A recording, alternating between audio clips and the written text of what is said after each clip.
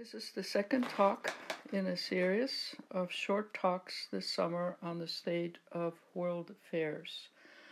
I will try hard not to repeat everything you've been hearing on the news and are probably bored to hear about, but I do want to focus in on the WHO, World Health Organization, yes, WHO, today. But before I do so, I do want to clear the forest of just a few trees. As you know, the idea is now going about by the Trump administration that A, China caused this, B, China lied, C, the World Health Organization is useless, etc. It is of course true that China has, in the early days, provided some misinformation. Eventually, when we'll get to the bottom of this, it is also true that the U.S. president has lied again and again. After all, he was told about the pandemic. He claimed there was no problem. He now blames everything on China, when in the early days, in January and February, he still praised President Xi for doing a wonderful job. It is very difficult to keep up with the lies coming from the White House and this administration with respect to almost every subject. But there is no question, I think, in anybody's mind that quote-unquote globalization is in decline and that international institutions and non-governmental institutions are under attack by the United States in particular. It is also the case that populism, nationalism, and xenophobia is rife around the world. You can go from country to country and find not only leaders like the Hungarian leaders, but Brexiteers in England and in other places that are essentially wanting to close borders and stop the interaction between themselves and others. Some of it is out and out racism. In the case of the United States, blaming Chinese and Asians and discriminating against Asians in the United States. In other countries, it is minorities, be they religious minorities, ethnic minorities, and so forth. So there is a world war problem. The problem is not only the United States. But in the past, when matters that were difficult or problematic in the international realm came about, U.S. was usually in leadership roles rather than decline. And it must be said that President Trump has not seen any international institution which he liked or cared about, and has essentially withdrawn us from a leadership position in the world. And that is before the behavior of the United States has made it clear that the U.S. is increasingly irrelevant or is having a negative impact on world affairs. So it's a dual thing. On the one hand, we don't want anything to do with international institution, globalization in the world. And on the other hand, the world sees American behavior and says, yo, the U.S. is no longer playing the constructive role in the world. It is also the case that Trump and his administration, and Trump particularly last week, lashes out at the enormous amounts of money that the U.S. has spent helping other countries. It's fair to say that after the Second World War and the U.S. being the most powerful economy as the decades moved in, our contribution to world support to international institutions has exceeded that of others. But it's worth knowing that the basic contributions that countries make to the international institutions is based on a formula which is based on its economy.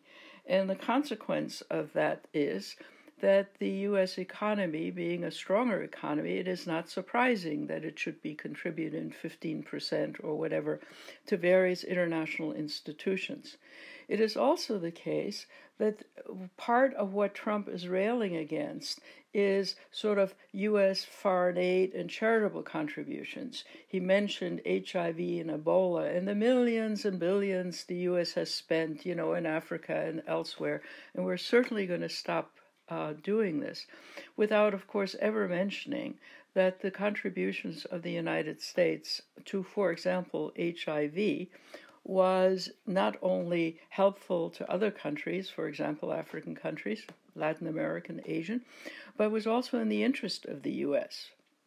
And furthermore, the big contribution to HIV in particular was made under the Bush administration, who, after all, was a Republican.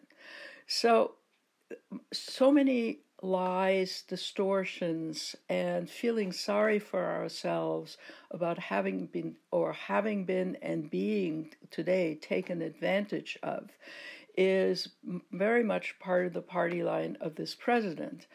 And it is very harmful not only to the potential recipients of American assistance, but it is also harmful in terms of what our long-term, and for that matter, even short-term and medium-term national interests might be, in terms of the relationship with other countries, making sure that the poverty in other countries is not so rife that it spills over into mass migrations and instability, harm to the environment, and so forth. In other words, the strongest argument for the U.S. continuing to be the essential nation in the world is not just our power, and by that I mean military and soft power, but it's also in our national interest, narrowly seen in terms of the life that we can enjoy in the United States, in terms of interactions with the rest of the world, but also in terms of playing a leadership role and having a voice at the table that matters, and for the pursuit of American interests. So, for example, if we diminish the role of the United States and you accelerate the role of China or other countries, is that really in the U.S. national interest? So the whole topic of what is in the U.S. national interest ought to be examined. So let me get to WHO and the institution. WHO is one of the smaller specialized agencies of the United Nations. It was founded in 1948, roughly speaking, and it is a small organization both in terms of the number of members as well as, well, not in terms of the number of members, in terms of the members' contributions, that is, say, its budget. It's useful to know that 80% of the World Health Organization budget does not come from the formal assessments of governments, but rather comes from voluntary contributions of various NGOs and corporations.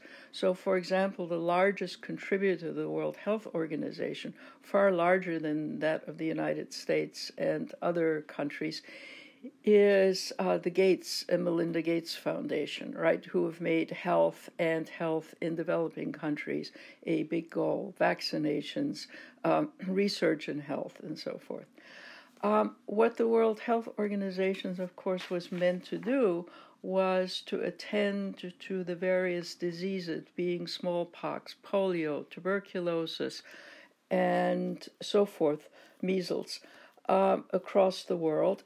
Because these are harmful diseases and harmful to the well-being of populations in various parts of the world, but also in a world where people move around, goods move around, it is in the interest of the United States to not allow these communicable diseases to be spreading around. And therefore, the World Health Organization has mostly spent its time trying to reduce these communicable diseases in various countries, but also do the research to produce better results, and even more importantly, to build and to develop the public health facilities in third world countries. So the technical assistance that the World Health Organization has given countries has allowed them to establish some health capacities in those countries.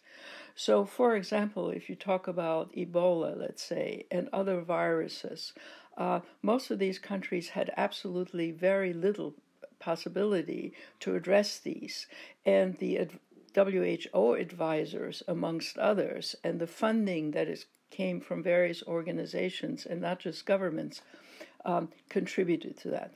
Now, does the World Health Organization have problems? Yes, of course. It's underfunded. It hasn't always been led well. It needs strengthening rather than weakening. And the strengthening could very much come based on its current activities or its shortcomings in the current viral crisis. Instead of strengthening it, the American attitude is to weaken it, right? Weaken it in terms of funding, which is absolutely the reverse of what needs to happen here.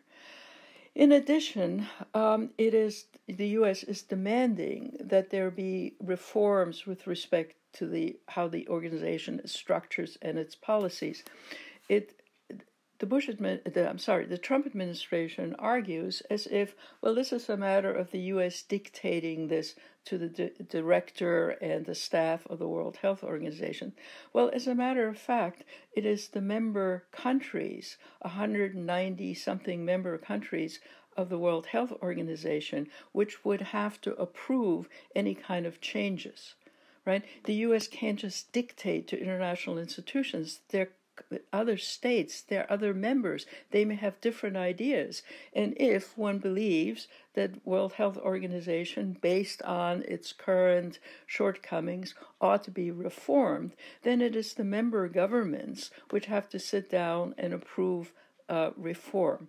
So even there, our approach is one of saying, well, first of all, we are diminishing the capacity of this institution, which is central to many countries in the world, and they're coping with the virus and other diseases. And then we're saying, okay, then you have to change according to our will. The other item that attaches itself to the World Health Organization issue is China dominant? Well, and has China been having an undue influence? In some ways, the answer is yes, but part of the problematic here is that China, in general, is moving into vacuums caused by the United States, right? And since China increasingly became a more major contributor to the work of the World Health Organization, it is not surprising that the leadership of the World Health Organization should be very tentative in alienating China. It must also be said that when the World Health Organization got involved with China in this particular virus, it was still at a time when the U.S. approved of what China was doing.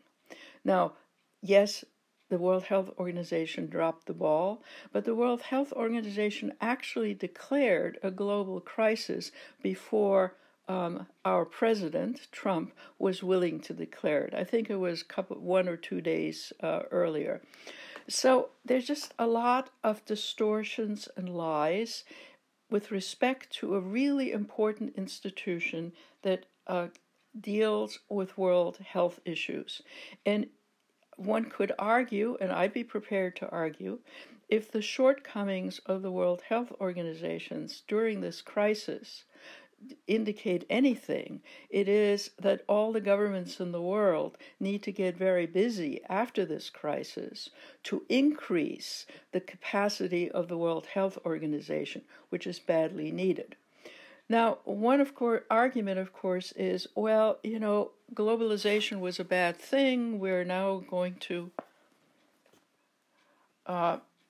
interest ourselves in isolating ourselves from other countries, closing borders, xenophobia, and all the rest.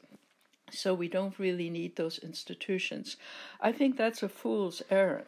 The idea that in this world of technology, in this world of the movement of people and goods, that you can stop all of this, and that all of a sudden we will become these hard border autonomous countries in the world is, I think, a total fool's errand. And even if the policies of right-wing politicians the head of the Hungarian government or Trump administration wants to argue for that. The problem here becomes that other matters unrelated to health, for example, climate change down the road, will make it totally impossible for countries to say, we look after ourselves and we don't really care what goes on in the rest of the world. Now, what the World Health Organization has exposed is the short-sightedness, the foolishness, and the lies of the American government. What it also has exposed is that the World Health Organization needs to be seriously strengthened, and that governments need to be mobilized by leadership in the world, which is currently seems to be missing, to enhance the capacity of this important organization. And the organization, World Health Organization, in turn, has to begin to develop capacities to increase the abilities of governments to deal with their national health issues and to be able to identify through lab work, through public health work, when something like a virus takes root or some new health issue takes root, that they immediately can clamp down on it nationally and immediately, without feeling that they will have to pay the price, alerting the World Health Organization.